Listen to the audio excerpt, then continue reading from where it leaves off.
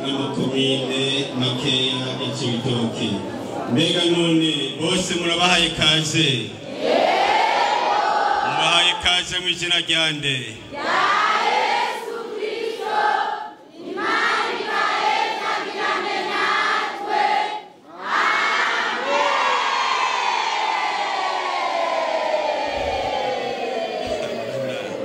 Murakoze cyane, namwe Imana ibahezagire. Muri kano kanya turashimiye Imana Data wa twese yo mu ijuru kuko yaduteye iteka kandi ikongera igatera iteka ububwiriza bwa hano mu Gahongore, bakubaka urugomero rushajije kandi rumeze neza, ahantu abantu bazohora babatirizwa. None rero muri kano kanya twagomba dusabe imbere yaho tugiye gusoma ijambo ry'Imana ryo kwinjira cyangwa kugurura uru rugomero, ariko ivyo twagomba tubikore dusavye umwungere wacu wa mbere atugururire, aducacurire igitambara urugomero rwacu. Kazi.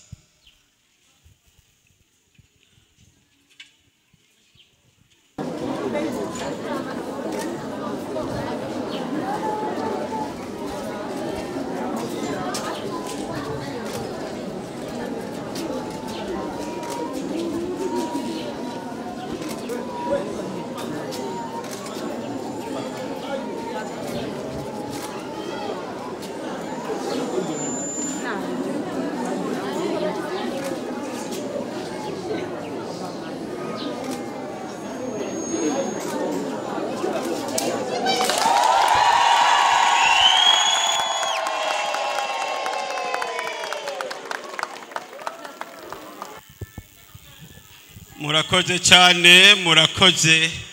Banze murorere, turabona muraryohewe cyane.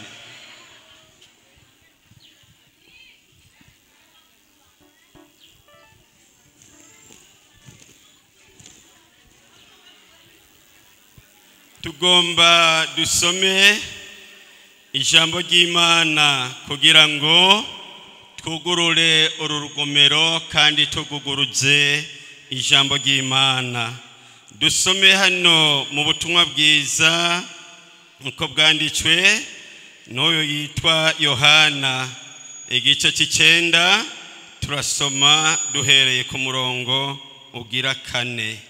Havuga ngo twebwe dukwiye gukora ibikorwa byadutumye hakibona, buhava bwira atawushobora gukora. Nkiri mu isi ndi umuco w'isi. Avuze ivyo acira amate hasi, ayavurungisha amate utwondo, araheza ayamusiga utwo twondo ku maso. Aramubarira ati genda wiyuhagire mu kidengeri Silowamu. Silowamu risobanurwa ngo mutumwa. Nuko aragenda ariyuhagira, agaruka abona imwe. N'aya majambo y'Imana dusomye hano muko tugiye gutangura ibikorwa muri aha hantu hagereranywa n'ikidengeri Silowamu. Turabona hano mu ijambo ry'Imana igihe umwami wacu Yesu Kristo yariko arakora ibikorwa hano mu isi, yavuze ijambo rikomeye cyane, aravuga ngo dukwiye gukora ibikorwa by'uwadutumye hagize nde. Yesu nashimwe. Mugabo aho hantu hari hakoraniye abantu b'uburyo bwinshi. Harimo rero umuntu yaramugaye, yari impumyi atabona. Yesu rero aramwitegereza, kandi uwo muntu nawe yari afise kwizera, yari afise ivyizigiro. Yesu amubwira ijambo rikomeye ati genda hariya ku kidengeri Silowamu. Yesu nashimwe. Ahantu rero hagereranywa na ca kidengeri Silowamu. Abakozi b'Imana bagomba bagaranzure ibiganza byabo basengere aha hantu vyumvikana neza umuntu wese azoshika hano afise ingorane y'uburyo bw'umutima, afise ingorane y'uburyo bw'umubiri, akabuza azova hano Yesu amukijije. Ijambo ry'Imana riravuze neza, uwo muntu amaze kurungikwa na Yesu ku kidengeri. Ngomba ndababwire mwebwe mwese shengero mukoraniye hano, ahantu turi sanzwe, ariko twagomba tubabwire neza umuntu wari wese azoshika hano uko azoba ariko kose afise ukwizera, nta kabuza azova hano Imana yo mwijuru imukoreye igitangaza. Turabona nk'uko ijambo ry'Imana ryabitubwiye, uwo muntu yagarutse abona ashimira Imana. Nuko mwese Imana nibahezagire. Twagomba dusabe abapastori bane mwegere hano hafi. Dusabe Pastor Charles arihe? Pastor Nibitanga Samuel, Pastor Ngerageze Samuel, Pastor Claude egere hariya.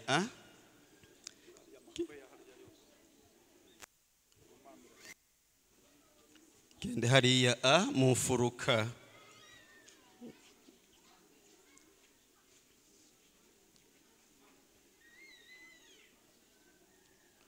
Reka dusabe abandi. Simeoni egera hafi cya haruguru, Pastor Andrea nawe egera hajya ayi.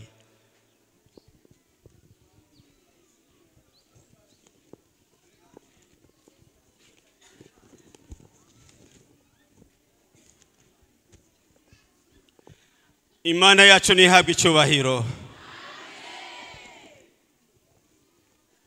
Muri kano kanya imbere yaho tugiye gushishikara ibikorwa byose, tugomba twongere dusome ijambo ry'Imana. Dusoma mu butumwa bwiza uko bwanditswe na Matayo igice cya 3, turahera ku murongo wa mbere, turaza gusoma n'umurongo ugira 5 n'umurongo w'7. Havuga ngo, Yohana umubatizi yigisha abatiza. Muri iyo minsi haza Yohana umubatizi yigishiriza mu bugaragwa bw'Iyudaya, ati mwihane kuko ubwami bwo mu ijuru buri hafi. Uyo niwe yavuzwe na Yesaya yavugishwa n'Imana, ati ijwi ry'usemerera mu bugaragwa, ati nimutegure inzira y'Uhoraho. Kuri 5, maze ab'i Yerusalemu n'ab'i Yudaya bose n'igihugu giherereye kuri Yorodani cyose bava iwabo baza kuri we, babatizwa nawe mu ruzi Yorodani, batura ibyaha byabo.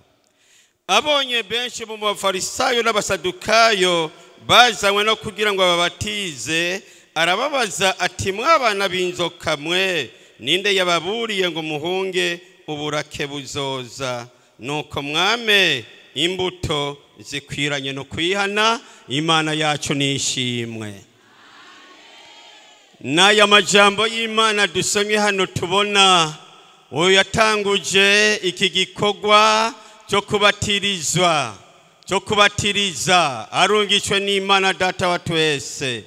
Yashikiye ahantu ku ruzi Yorodani, kandi Bibiliya irerekana neza yuko yaba ahantu mu bugaragwa, yari afise indya zitandukanye n'indya z'abandi bantu. Ariko atangura igikorwa, Bibiliya irerekanye neza yari afise ibikorwa bibiri. Igikorwa cya mbere yarigisha, igikorwa kigira kabiri akongera akabatiriza.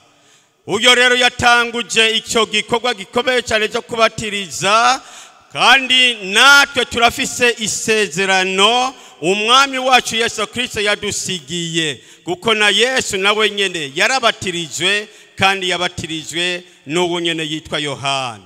Yesu rero yaduhaye isezerano, aravuga ati nimugende mukwiragire mu isi yose, abizera bakabatizwa.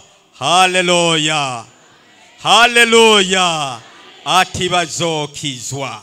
None rero muri kano kanya tugomba dukore igikorwa umwami wacu Yesu Kristo yageze gukorera hano mu isi. Nkuko mubona hano abapastori bagiye gushikara gukora ico gikorwa bamaze kwitegura.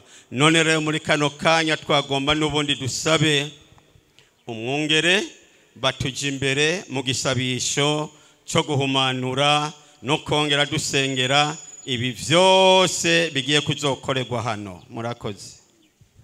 Dusabe mugorora ibiganza. Haleluya. Mwami Imana data wa twese, turagushimiye kuri Imana ikomeye kandi kuri Imana ihambaye. Turagushimiye ibikorwa bikomeye wakoresheje ishengero ryawe ngaha mu Gahongore.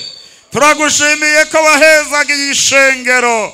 Turagushimiye ko wabakoresheje iby'ubuhizi bakaba bateguye ahantu abantu bawe bazohora baza kubatirizwa. Natwe turahagaze ngaha nka kumwe Yohana umubatizi yarahagaze kuri Yorodani, ariko tutarakora ibi bikorwa. Abantu bamye ngaha kera ntituzi ibyo bahakoreye. Turasabye ngo ubushobozi bumanuke uvuye mu ijuru, ubushobozi buzikurura amazi, ubushobozi buhumanura, ubushobozi bweza. Turirukanye amashetani, turirukanye ibisigo mu izina rya Yesu Kristo. Aya mazi yezwe, abantu bose baza kuyururukiramwo, ubwiza bw'Imana bubabeko. Abakozi b'Imana bagiye gukora iki gikorwa, ubwiza bw'Imana bubabeko. Nawe ubishingira intahe ko igikorwa ari icawe. Turagushimiye ibyo ukoze, turakwiziye ko n'ibyo uzoshishikara gukora.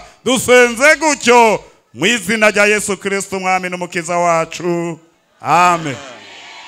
Mana nyene icyubahiro mu izina rya Yesu, turongeye kugushimira uyu munsi mwiza kandi turanezerewe mwami. Haleluya.